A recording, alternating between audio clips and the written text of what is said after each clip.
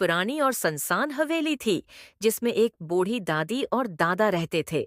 गांव के वो दोनों गैर मामूली और खौफनाक थे और उनकी हवेली में जाने वाला कभी वापस नहीं आता था। हर रात हवेली से अजीब आवाजें आती थीं, जैसे किसी को अजियत दी जा रही हो। लोगों का कहना था कि वो बूढ़े मियाँ बीवी, जो कि पहले बहुत ही हमदर्द और नेक दिल समझे जाते थे, अब कैदियों को पकड़ते हैं और उनका कत्ल कर देते हैं। एक दिन गांव के कुछ नौजवानों ने हवेली की हकीकत जानने का फैसला किया। वो छिपकर हवेली में दाखिल हुए। हवेली एक प्रासिरार घर और खौफनाक बुजुर्ग एक बार का जिक्र है कि एक छोटे से गांव के किनारे पर एक बड़ा और पुराना घर है था। ये घर सालों से वीरान और खाली पड़ा हुआ था। गांव के लोग उस घर के करीब जाने से डरते थे, क्योंकि कहा जाता था कि वो जगह आसीब ज़दा है। कोई भी शख्स जो इस घर के अंदर गया कभी वापस नहीं आया। गांव वालों का मानना था कि वहां कुछ न कुछ बहुत खतरनाक है। इस घर में एक बूढ़ा जोड़ा रहता था, जिन्हें लोग दादी और दादा के नाम से जानते थे। ये दोनों बुजुर्ग बहुत प्रासरार थे। उनकी जिंदगी के बारे में कोई खास मालूमात नहीं थी और वो कभी भी गांव वालों से बात नहीं करते थे। दिन भर उनका दरवाजा बंद रहता था और रात के अंधेरे में कभी कभार रोशनी दिखाई देती थी। परासरार बूढ़ा जोड़ा दादी और दादा दोनों अपने वक्त के बहुत हुसैन और मालदार थे, लेकिन जब उनकी जवानी ढलने लगी तो उनके दिलों में अजीब वो गरीब ख्यालात ने जन्म लेना शुरू कर दिया।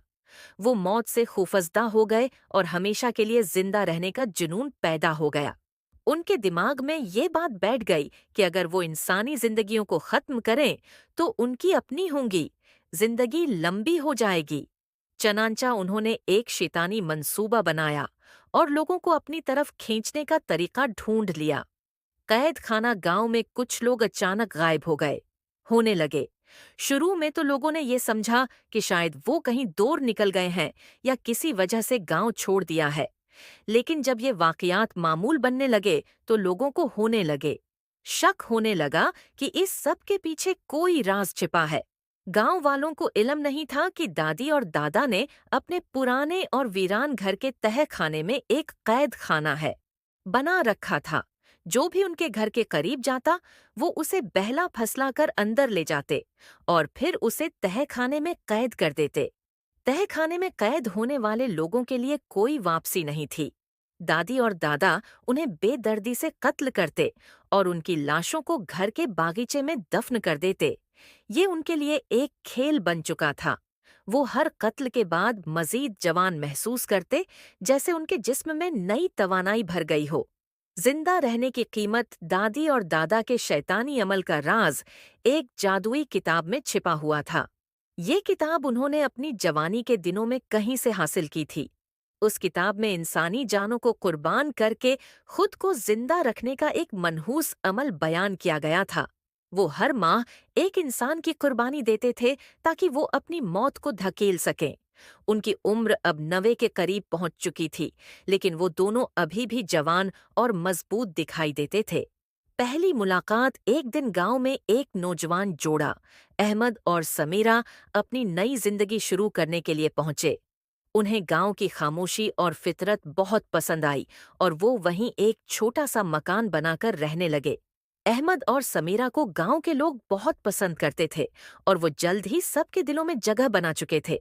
मगर उनकी खुशहाल जिंदगी ज्यादा देर बरकरार न रह सकी। एक दिन समीरा ने इस पुराने घर के बारे में सुना और अपनी जिस्तजू के तहत वहां जाने की ठान ली। अहमद ने उसे रोका, लेकिन वो ज़िद्दी थी। आखिरकार दोनों उस घर के करीब पहुंचे। जैसे ही वो घर के दरवाजे पर पहुंचे, एक पुरानी आवाज ने उन्हें खुश आमदीद कहा। वो दादी और दादा थे। उन्होंने जोड़े को अंदर आने की दावत दी और उन्हें यकीन दिलाया कि वो उनके साथ चाय पीने में कोई नुकसान नहीं। दादी दादा का